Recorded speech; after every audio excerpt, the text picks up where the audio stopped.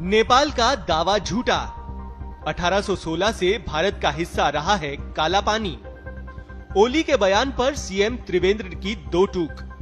कहा काला पानी भारत का हिस्सा भारत में ही रहेगा। उत्तराखंड में पिथौरागढ़ जिले के काला पानी को लेकर नेपाल भारत के बीच बढ़े विवाद पर मुख्यमंत्री त्रिवेंद्र सिंह रावत ने हाल ही कहा कि जो बातें नेपाल कह रहा है वो चिंताजनक है। भारत का जो हिस्सा है वो भारत का ही रहेगा। मुख्यमंत्री ने नेपाल के प्रधानमंत्री केपी ओली के बयान पर प्रतिक्रिया दी, जिसमें उन्होंने काला पानी से भारत के सैनिकों को हटाने की बात कही थी।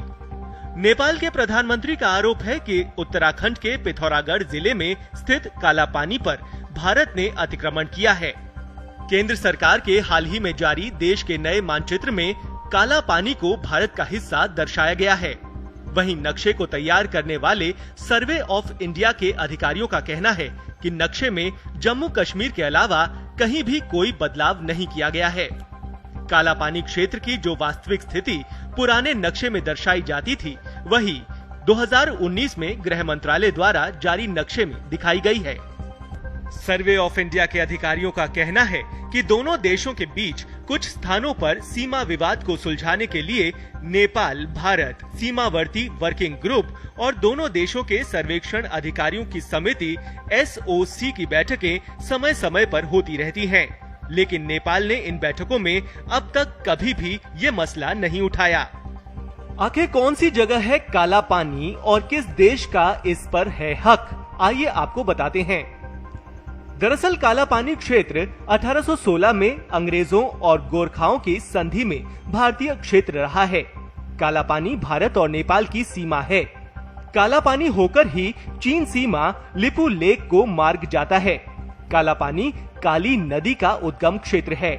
कहा जाता है कि काला पानी में बद्रीनाथ से भूमिगत जल निकलता है। जिस स्थान पर जल निकलता है उसके ऊपर काली का मंदिर है।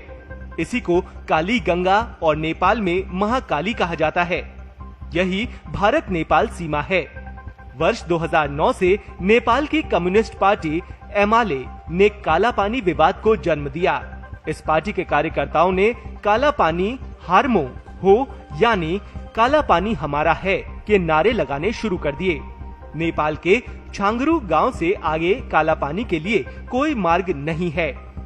छांगरू के ग्रामीणों ने इस मांग को उचित नहीं बताया है। वहीं दूसरी तरफ नेपाल के वामपंथी भारत नेपाल सीमा को कुटी नदी बताकर काला पानी से लेकर कुटी नदी तक के हिस्से को अपना बताने लगे। उनके द्वारा बताई गई सीमा में भारत के 3 गांव गुंजी, नाबी और कुटी आते हैं। ये बातें वहां की कम्युनिस्ट पार्टी कहती थी, लेकिन उनके इन तर्कों पर नेपाल सरकार मौन रहती थी।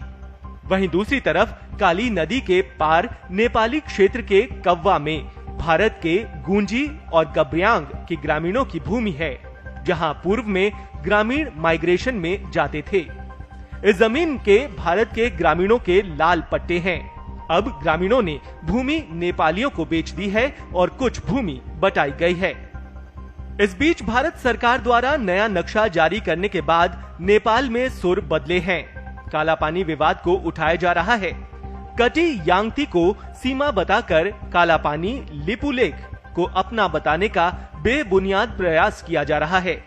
नेपाल के भारतीय सीमा से सटे क्षेत्र में आम चर्चा है कि कश्मीर से 370 अनुच्छेद हटाए जाने से पड़ोसी देश काला पानी विवाद पैदा करके भारत को छेड़ने का प्रयास करा रहा है।